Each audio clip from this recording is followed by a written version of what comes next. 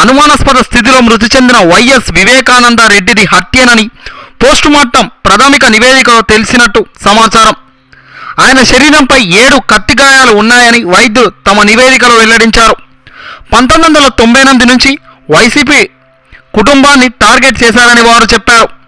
1998లో YS రాజారెడ్డిని హత్య చేశారని ఆరోపించారు. ఒకరోజు చంద్రబాబు అసెంబ్లీలో కొద్ది రోజుల్లో ఎవరు ఫినిష్ అవుతారో చూడండి అన్నారని, ఆ తర్వాత 2 రోజుల్లో వైఎస్ఆర్ హెలికాప్టర్ ప్రమాదానికి గురయ్యారని పేర్కొన్నారు. అలాగే వైఎస్ జగన్మోహన్ రెడ్డిని అత్యంత రక్షణ ఉండే ఎయిర్పోర్ట్లో హత్యా ప్రయత్నం జరిగినప్పుడు ముఖ్యమంత్రి చంద్రబాబు ఏం చేశాడు? రాష్ట్ర పోలీస్ బాసులు మాట్లాడిన మాటలు చూస్తుంటే పోలీస్ వ్యవస్థ ప్రభుత్వానికి గులంగిరి చేస్తుందని అందరూ గుర్తించారు.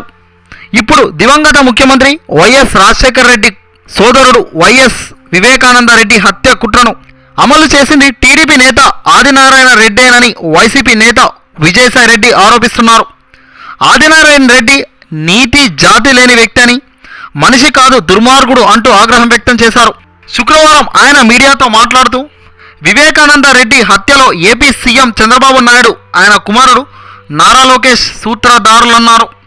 ఆ కుట్రలో కూడా టీడీపీకి సంబంధించిన వారే ఉన్నారని చెప్పారు. వివేకానంద రెడ్డి హంతకులకు టీడీపీ ఆఫీసులో రక్షణ కల్పిస్తున్నారని, రాత్రి జమ్మల మడుగులో ప్రచారం చేసుకున్న వివేక ఇంటికి చేరుకున్నాక ఆ తర్వాత హత్య జరిగిందన్నారు. ఇంటెలిజెన్స్ అధికారులు చంద్రబాబు నాయుడు కోసం పనిచేస్తున్నారని, పోలీస్ వ్యవస్థను చంద్రబాబు భ్రష్టు పట్టించారని ఆయన మండిపడ్డారు. చెరుకులపాడు నారాయణ రెడ్డి హత్య కేసును కూడా నీరు గార్చారన్నారు. వివేకానంద రెడ్డి హత్య కేసును సిబిఐతో విచారణ జరిపించాలని డిమాండ్ చేశారు. ఈ చంద్రబాబు ప్రభుత్వం వేసిన సిట్పై తమకు నమ్మకం లేదని, అందుకే సిబిఐతో విచారణ జరిపించాలన్నారు. ఆదినారాయణ రెడ్డి గత చరిత్ర హంతకుడని, ఆయన ఎన్ని హత్యలు చేశాడో అందరికీ తెలుసన్నారు. జమ్మల మడుగులో ఓడిపోతారనే భయంతోనే ఇలా దారుణంగా వివేకానంద రెడ్డిని హత్య చేశారని వారు పేర్కొన్నారు.